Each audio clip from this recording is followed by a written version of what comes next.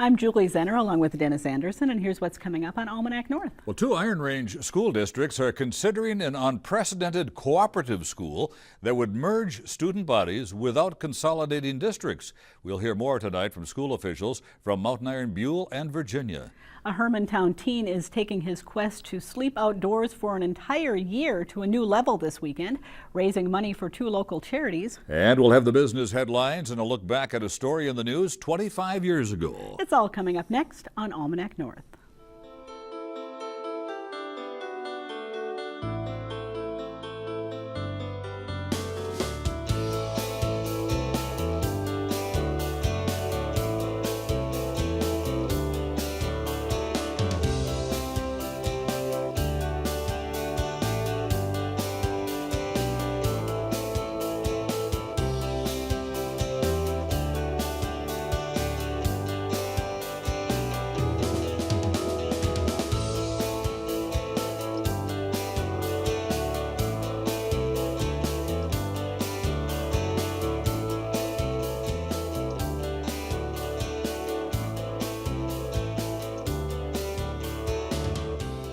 Hello and welcome to Almanac North. Thanks for watching. Denny, our first story this week involves your high school alma mater. I graduated from the Virginia High School back in 1962, a couple of years ago. My goodness, and it's an interesting topic. So, and they are here tonight. Let's get started. All right, thank you very much, and welcome.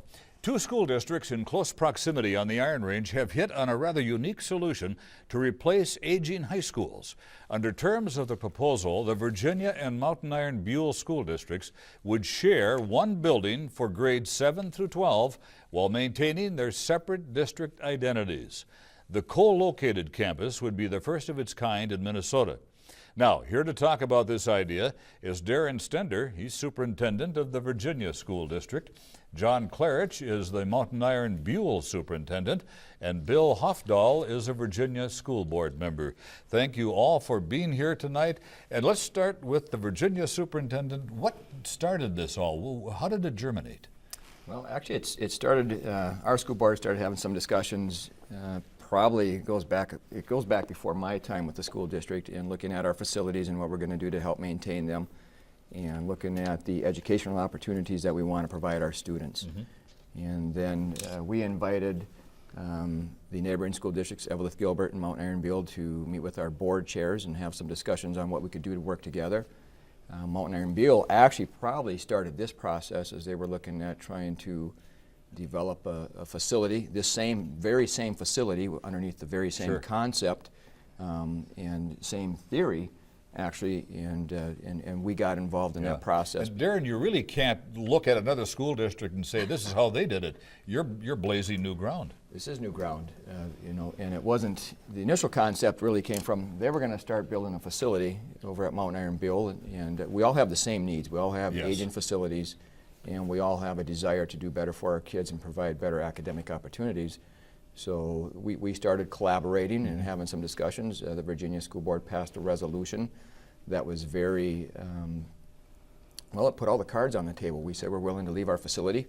We're willing to go to the Iron-Buhl School District and work with them to build this new facility, 712, and coexist. So we generate throughout the school day. Our students are taking academic courses together. When the bell rings at 3:10, our kids go and put on their Blue Devils uniform, and Iron-Buhl students will go put on their Ranger uniforms, and we could be competing against each other that same night. Well, you mentioned the competition, and there are some famous competitions and rivalries up on the range. How did the people react when you first started talking about this idea of co-locating in the same building? Well, prior to that, we had a long-range study done this last fall, and what came out from the communities was quite simply that they wanted a new building if possible and more curriculum offered. We met with our local legislators, Representatives Moline and Metza, and then Senator Tomasoni. We talked about it, but it just wasn't in the cards. We're going to use taconite tax revenues for the small amount of students we have and a 24 to 28 million price tag. They said no. In the meantime, like Deron had mentioned, that the Virginia School District came on board and approached us about what about doing something co-located after we were told that individually we wouldn't be able to get the money for that. And it just flowed from that. And the one thing, the heritage and the pride runs deep on the Iron Range. There's no doubt about it. And the one thing that our school board looked at, and I specifically wanted to make sure happened, is we kept some identity to ourselves. And I couldn't think of any way better than on the athletic or some of the extracurriculars, fine arts types things that we do. Bill, you're on the Virginia School Board. What are you hearing from residents of Virginia? Well, residents of Virginia are pretty much in support of the resolution that we put forth. We see a lot more residents from the Mountain Iron-Buhl district at our joint sessions, and so and they're a little more vocal. John, you might be able to... There's an important meeting coming up. There are two important meetings, one held in Virginia. It's what would you call it, a focus group or a public forum? And that's held at the Parkview School in Virginia, and then Mountain Iron-Buhl is holding a And when are these, Bill? The time and the 6 o'clock on Tuesday, the 28th is the Virginia one, and you're going to have to help me out with And the... then at Merritt Elementary, we're going to have one at 6 o'clock to 9 o'clock, also at Merritt Elementary right in Mountain Iron, the site of where the new school would be built. I see. If anybody missed that, we will have those locations and the times up on the screen after the segment's over too, so people will get a chance to look at it. What are some of the efficiencies that you think will occur if you locate these districts or these high schools in the same building? Do you see where you can save some money for both? Or? Yeah, and we're still working on that and trying to get the details. We don't want to start projecting and providing numbers when we haven't got all the data collected, but we know transportation is going to be one of the areas that we're going to probably generate a significant amount of savings as we send buses through each other's districts. We overlap. We're on the same routes, same roads, and this will allow us an opportunity. And we also, during the school day, we're transporting kids back and forth for shared courses. So we're going to eliminate that transportation cost as well as the duplicated costs that we have on our regular routes. What would you do with your old school board, or your old school buildings, your old high schools? Well, in Virginia, we're actually going through a study right now to try to determine what we would do. We'd keep our elementaries, which we've got a Parkview and Roosevelt, and Roosevelt's attached to the high school. Right. And we've got a beautiful auditorium it's historic, has a lot of value to people, and so we're analyzing what we would do with that if we retain that, and also our gymnasiums and other facilities that we have that are co-adjoined with Roosevelt, the building. So we don't know the details of that yet, but it's likely we could kind of cut out and demo. Is the Mountain Iron School in tough shape, the old high school, the current high school? It's very manageable right now, but the problem is we're less than a mile from the Mintac plant, and when they blast, trust me, we feel it. Sure. So that's taken its toll. You know, the building was built in the early 1900s, so we've got 90-some years of major blasting going on. There are some issues, but we've, through a good maintenance, we've kept it up as far as we can. But once again, it's still an old building, and with the new technologies coming out, the handicap accessibility, there are many issues that a new building would certainly take care of, especially if we go to a green building, and the energy consumption and savings would be phenomenal. And that's the same thing that's happening over at the Virginia building, the high school where we house the high school students. Been well maintained, but it's old. It was built in 1918 and various phases several years after that. Bill, have you looked at the educational benefits as far as having a larger campus, you know, more people together in one spot, the teachers kind of interacting? That's the key aspect to this. That's the key plus to this. Yes, we spoke just a bit about savings, but the key plus is that students from the Mountain Iron-Buhl district will be able to join together with the Virginia students, and having more students means you'll have more people that'll be able to select the various classes. We'll be able to just offer that much more curriculum. Right now, do you think that both of the schools are struggling to provide for the expectations that people have today for high school? I would say that, you know, the expectations are always there to do more and do better, and I would, you know, and I think all our boards and John and I share that same philosophy. We always want to do more for our kids, and this is an opportunity for us to be able to do that through bringing you know, students together that allow us to be able to offer more, because now we've got the student population to be able to do so, which provides the funding to be able to do that. John and Deron, are your school districts growing, or are they remaining pretty level? We're in slow decline. Not major. It's been declining for many, many years, but it's 5 or 10 per year that it erodes, and it's tough to replace the students graduating with the students coming in. How about Virginia? Virginia's actually been experiencing growth for the last couple of years, and we have projected continuous growth over the next 5 years. So we're growing. Where we were getting about 130, 140 kindergarten students, we're now getting about 180. So we're getting 40 more kids in our smaller class sizes, and the high school are coming through. So our enrollment's climbing. I understand that Evelyn Gilbert also has expressed some interest in joining the group. What would that do to the proposal? Is that a good, healthy thing that could happen? Well, they passed a resolution last night to approach us. So, and our boards are going to take a good look at that this coming week. That will come up in the public forum meetings. We also both have board meetings on Monday night, and we're having a committee meeting from 4 to 5 at the Northeast Service Cooperative, a committee that we have built to work through some of the details here. So that will come up at that time. But both of our school boards would have to pass new resolutions accepting Evelyn Gilbert into that, and it's on our agenda for Monday. Why not just merge your districts? Range pride. It goes back to the schools and their name. We are the Rangers. Just like at one time it was the Bulldogs and the Red Raiders, and now it's the Mountain Iron-Buhl Rangers. And there is so much pride in that it spills over, and it's spilling over into these talks. Are there some major concerns that people raise when you start talking about this project? Well, one of the concerns that we hear at meetings is that things are moving along very quickly. And we're doing the best we can to get the word out, and keep people informed. We have a website. It's called bettertogethermn.info, and we're hoping that people look at that site and that they get informed with all the things that are going on, and we try to keep a transparent, open process. And unfortunately, when we're, politics is like making sausage. It can be pretty ugly. And so the process is a little bit difficult, and they have to be patient because we're making decisions as they're asking us questions. Let's talk about funding a little bit, too. I think people would be interested in that. How would this project be funded? And at the same time, are property taxes going to be raised in Mountain Iron-Buhl and Virginia? If I can, what I talk about is that we're looking at Minnesota taconite tax revenues to fund the entire project without an impact upon the local taxpayers in the two districts, or three if Evelyn Gilbert joins in. So, and the price tag isn't small. Like I said, this project started as an MIB project at $24 million. We're talking now it could be in the $80 to $102 million project. So this is a big deal to put our schools together. We'll be housing a little bit over 1,000 students. I think Deron might have some numbers on that. So how far along are you actually in this? Is it really still just discussions, or do you think this is something that is actually coming down the road?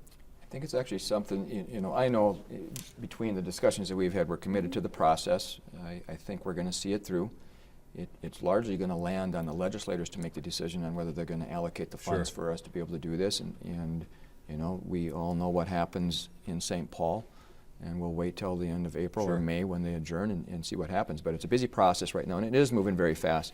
But we're committed to a process that is very transparent. We want the public's involvement, we want the public's input, and we're doing everything we can to get information out there. There's a lot of questions, and we're working hard to address them, but there's just more questions than we have answers to right now, because this is unique. So what actually do you hope to get out of the public meetings then?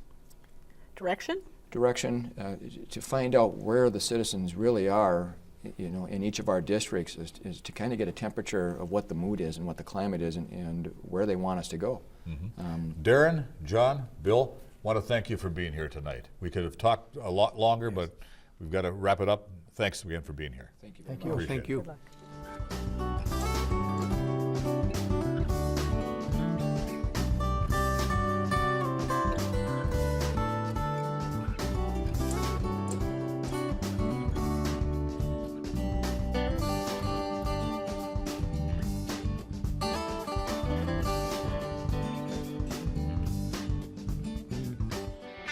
Now, let's dig into our news file archive for a look at what was making news 25 years ago this week. This smoldering ruin is all that's left of the Mountain Iron Sawmill Saloon and Bottle Shop, Firefighters were called to the popular night spot just after 5 this morning by a janitor reporting for work. He noticed smoke and he started to check the building out. Then he went outside and he looked back by the caboose and he saw flames underneath the caboose. He started to shovel snow to try and put it out. And then he looked up and that's when he realized that the whole caboose was involved. So he came back in the building and called us. Fire Chief Tom Savar says when he and his crew got to the saloon, the north side of the building was already engulfed in flames. At that point, it was decided to fight the blaze defensively, protecting nearby life and property with the evacuation of the nearby Voyager North Motel. We took care of the hotel and we were worried about 2 methane tanks on the railroad tracks behind and to the west of the building. Damage to the sawmill complex has been estimated at $1 million. Savar says the state fire marshal has been called in to investigate the cause of this morning's destructive blaze. At this point, he says arson is not suspected. Michelle Lee, KDLH News.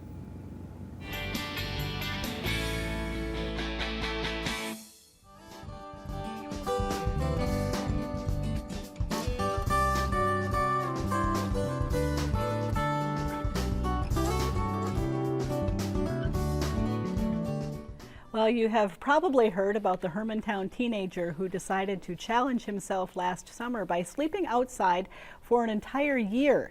His story has received media coverage far and wide, and fascination is growing as the mercury drops. And with that attention, the 17-year-old has turned his challenge into a fundraiser for charity.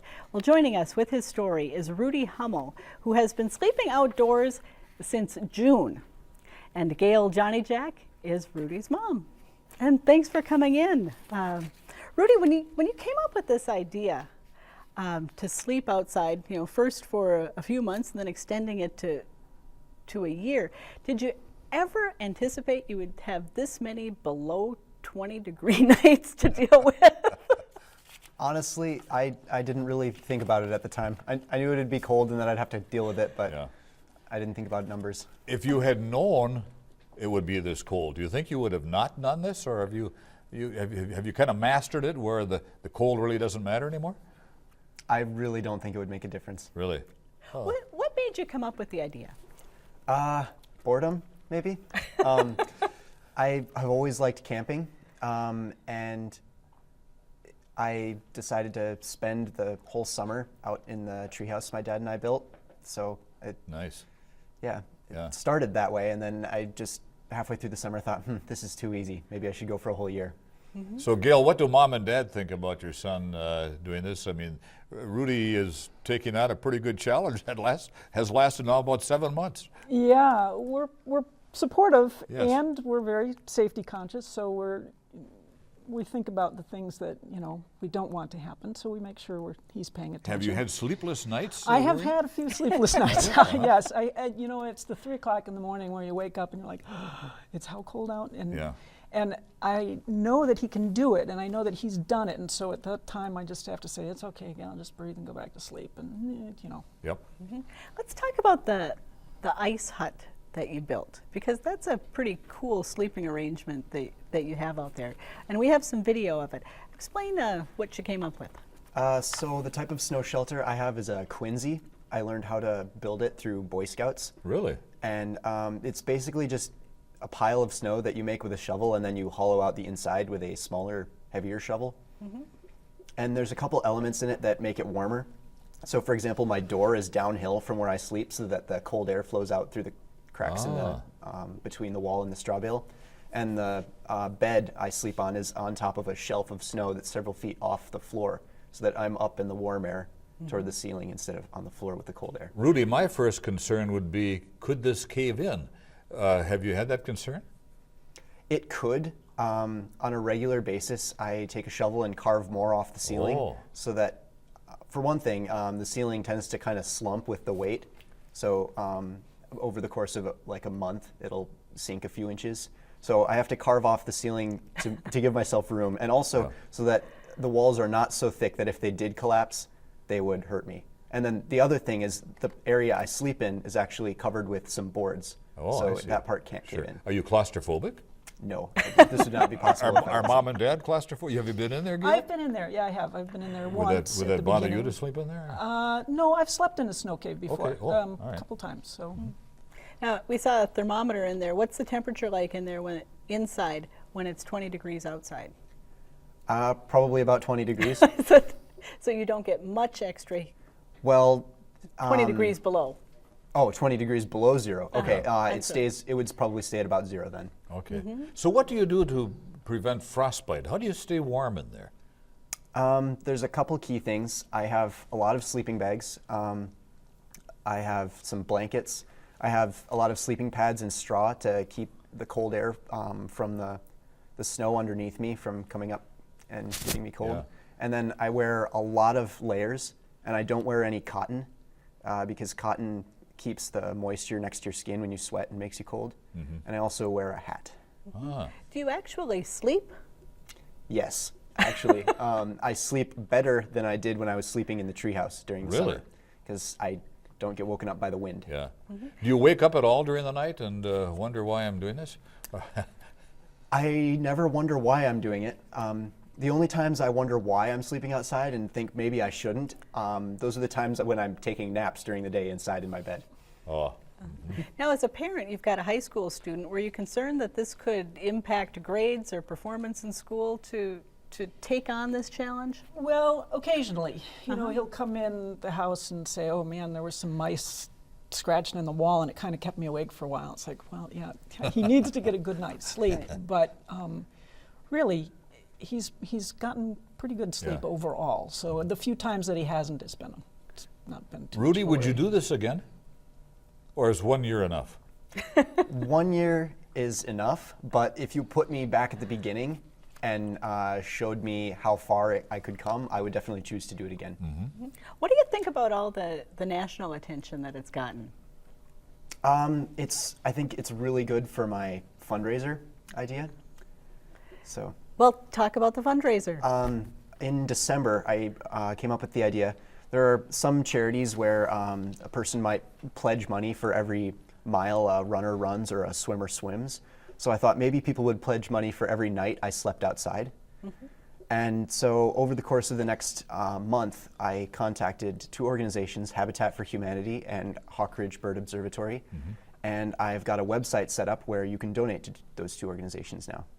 And can people actually donate by the night, or make a pledge like that, or are you asking for $100, $365? Well, what we did is on the local Habitat for Humanity website and the Hawk Ridge donation website, we have recommended amounts, and those are all like the 10 cents per night one turns into $37, and the 25 cents per night one turns into $91. So there are recommendations.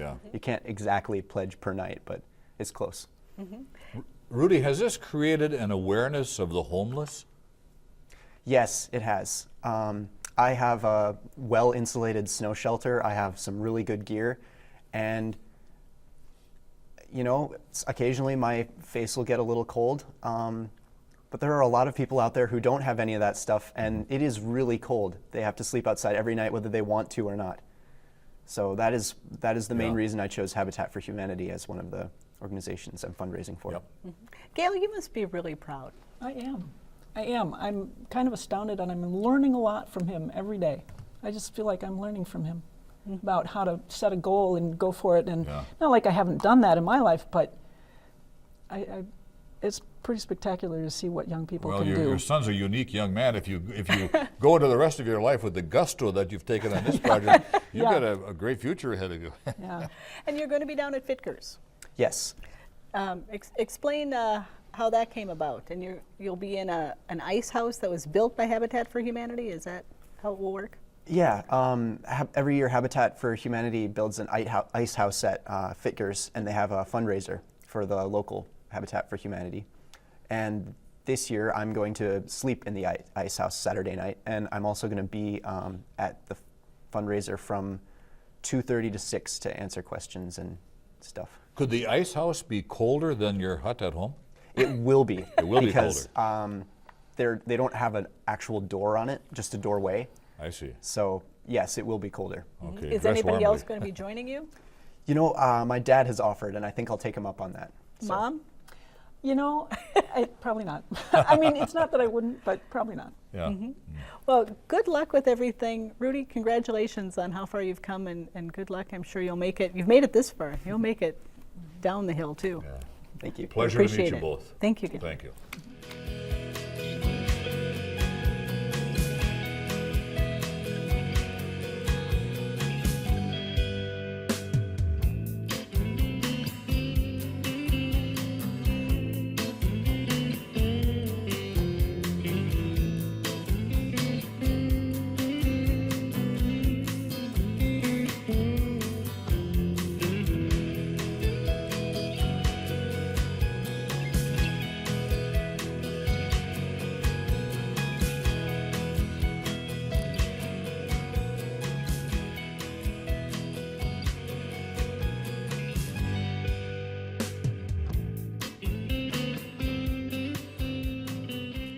It's time now for the week's business news from Business North. Insufficient financing continues to delay completion of the SR taconite mine and processing plant near Nashwauk. Union officials say some construction crews have been called off the site due to non-payment issues. SR acknowledged crew sizes have been reduced, but said the India-based company is seeking additional financing so the taconite plant can be completed. Financing could be difficult to obtain, though, according to media reports in India. They say SR's group's credit has been downgraded to default level, with the firm having $5.1 billion in debt. Visit St. Paul has selected former Visit Duluth President Terry Matson as its new president and chief executive. Matson, who left his Duluth post in December, will also direct the Riverside Authority. Matson led a staff of 12 with a budget of nearly $3 million with Visit Duluth. His wife, Renee Matson, is resigning as executive director of Spirit Mountain Recreation Area at the end of this ski season. Superior and Douglas County are working together again to attract an iron ore processing facility to Parkland Industrial Park. Earlier last year, Grand Rapids-based Magnetation chose Indiana over the Superior site for its pellet-making plant. But at a Douglas County board meeting this month, an agreement was struck to work with the Superior Redevelopment Authority to land an East Coast firm to process minerals on the site. Mayor Bruce Hagan said negotiations are very preliminary, but they represent the beginning of a positive relationship and an amazing opportunity. For more on these and other business stories, visit businessnorth.com. Do you have a comment about this week's program? Dial 218-788-2849 to leave a message or send an email to almanacnorth@wdse.org. And visit the WDSE website for news and events at the station, archived versions of your favorite shows, and the latest program information and more. Denny, big outdoor weekend, started the Bear Grease sled dog race. They like the cold weather. Oh, the Bear Grease is always so much fun to watch, too. Warm or cold, the people bundle up, and I think this year is going to be no exception. It'll be a good crowd out there watching. Good crowd and great snow for a change. There you go. So, for Denny and the crew here at Almanac North, I'm Julie Zenner. Have a great weekend, everyone. Stay warm.